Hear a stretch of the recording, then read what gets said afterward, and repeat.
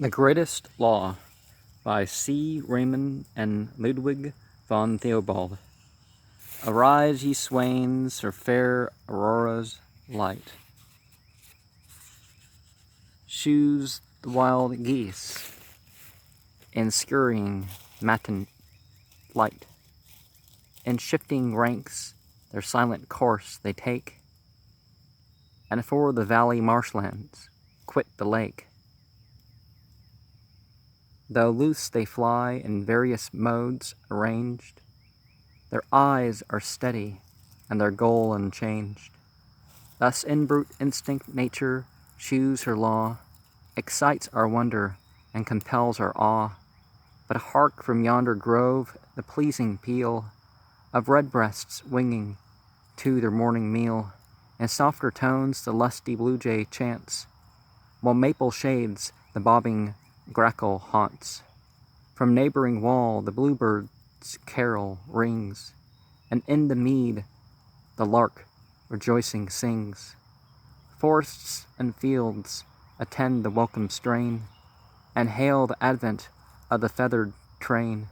Swift pour the airy legions from the shores, where Mexique's bay its genial currents pours.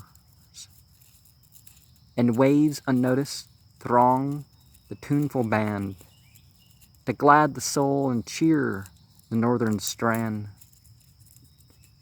Obedient to the sway of Jove's all-powerful hand, alive with song the gentle bluebird floats. The hermit thrush disdains melodious notes. None marks their solid course, but as they come, each gangs a greeting to his northern home. Now drip the maples with their vernal juice, while growing thorns their swelling buds unloose. On grassy slopes the furry coils untwine, where soon Hepaticas white blooms will shine.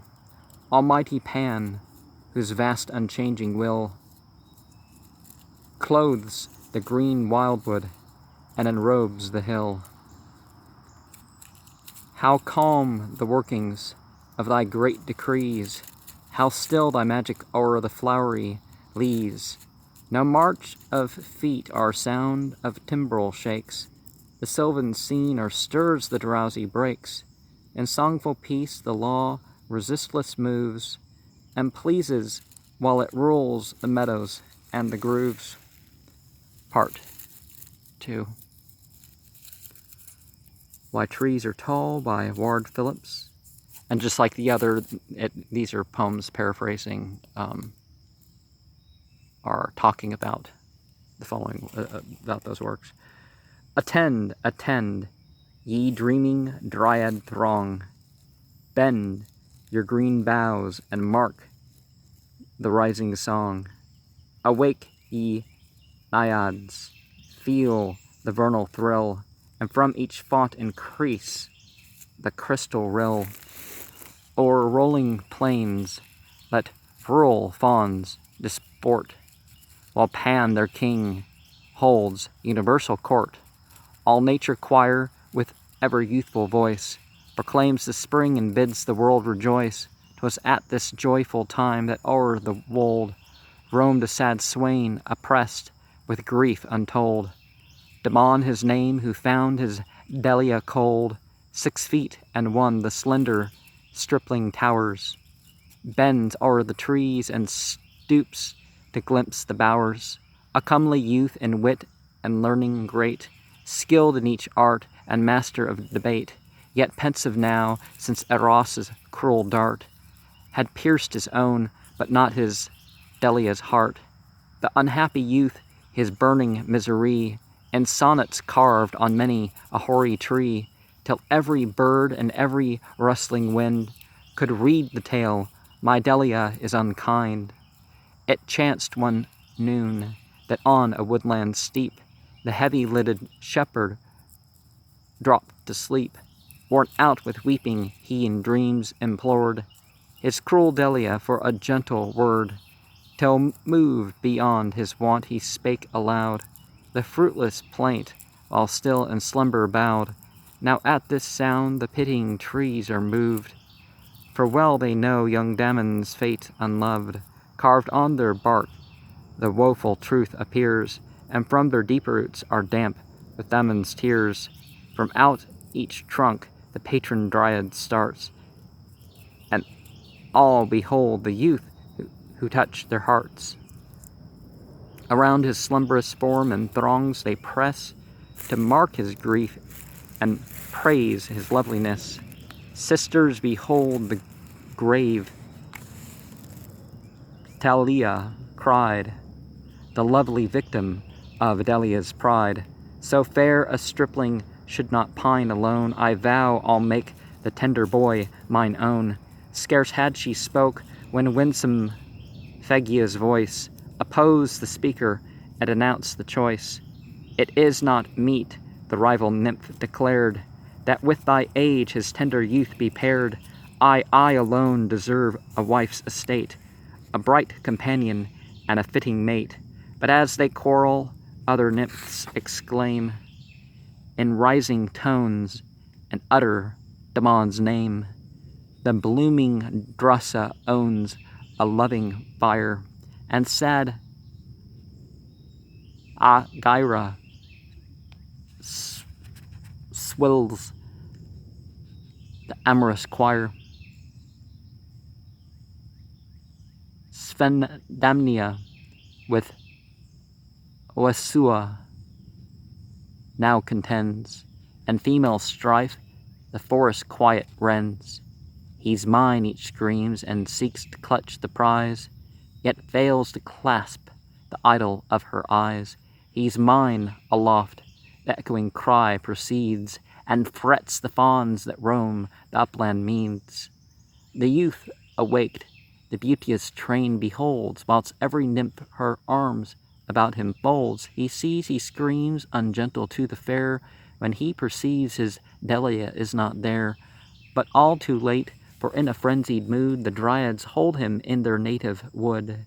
Each swears to keep him, and as lawful pelf labors in vain to draw him to herself, till the mad band, their strength diversely bent, grasp but sad fragments by the tussle rent.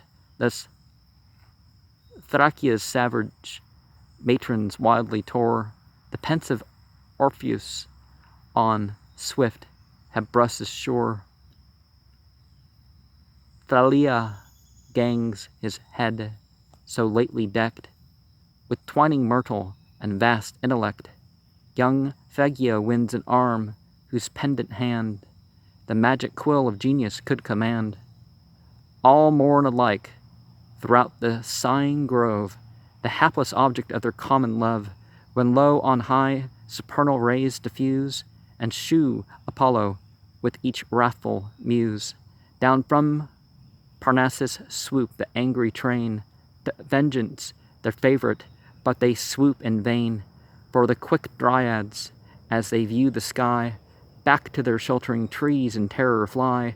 The mangled swain they with themselves enclose, and where he roamed an empty forest grows. In genuine tears stand Phoebus and the nine, like mortals in their grief, but in their wrath divine. Meanwhile young Damon's friends, in lonely quest, search for the tender lad they loved the best. Damon, in vain the aged Theobald cries. Damon oft wipes Macratus his eyes. No sign, no word the vanished youth conveys.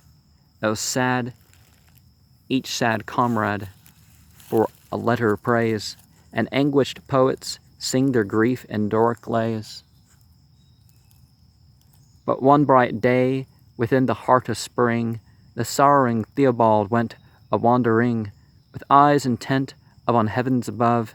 In grief he trod each WK mead and grove, till suddenly his elevated glance observed a most unusual circumstance. What may this mean, that every tree in sight should rise to more than twice its wonted height? What novel influence sways the dryad throng, that trees should grow so lankly and so long? Thus mused the bard till through the towering trees spread a low sound as of a passing breeze.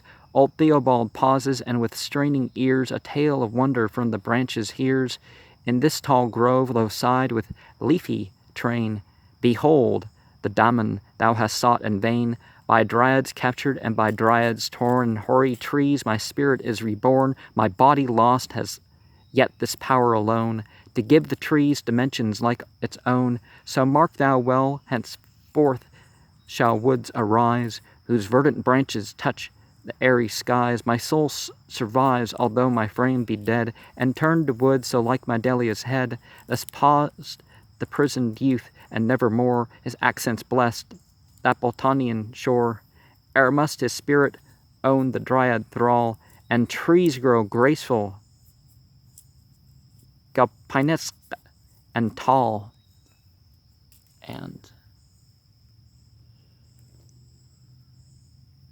it's often that these terms that people use for gods and goddesses, or at least what they represent as divinity over, are terms that can be used for the same, and stripped of its personification, which becomes an idol, and perhaps it's in some person or art or something that a person can interact with. But one needs to go beyond that.